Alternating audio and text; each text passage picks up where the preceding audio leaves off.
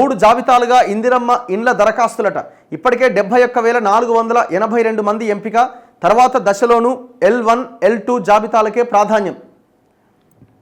ఈ అప్లికేషన్స్ ఉంటాయి కదా, ఈ అప్లికేషన్స్ అన్నీ 3 జాబితాలుగా గెస్ట్ వచ్చిందా రాలేదా 3 జాబితాలుగా డివైడ్ చేస్తున్నారట. ఎట్లా?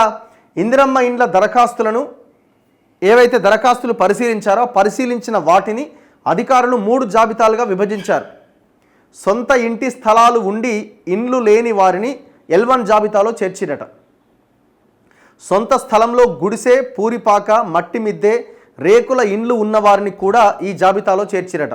వీళ్ళంతా L1 జాబితాలో వస్తారట. సొంత స్థలం లేని వారు L2లో ఉంటారట. స్థలం లేకుండా ఏం లేని వాళ్ళు వీరంతా స్థలంతో పాటు ఎలాంటి ఇల్లు లేని వారే.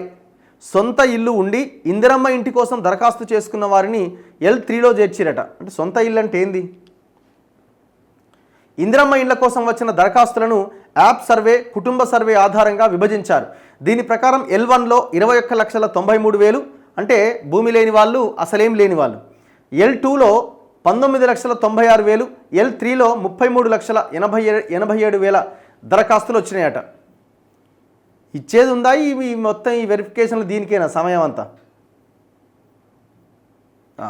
జిహెచ్ఎంసీలో ఇంకా 2,43,000 ఇండ్లు పరిశీలించాల్సి ఉన్నదట. ఇంకా మొదటి విడతలో 562 గ్రామాల నుంచి 71,482 మందిని ఇందిరమ్మ లబ్ధిదారులుగా ప్రభుత్వం ఎంపిక చేసింది.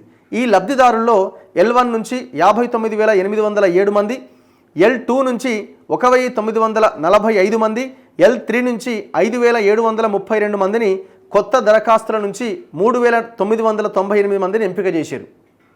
మొదటి విడతలో సొంత స్థలం ఉన్న వారికి ఇళ్లు అందిస్తామని ప్రభుత్వం ప్రకటించింది. ఇందులో భాగంగా L1 నుంచి అత్యధికంగా 59,807 మందిని ఎంపిక చేసింది.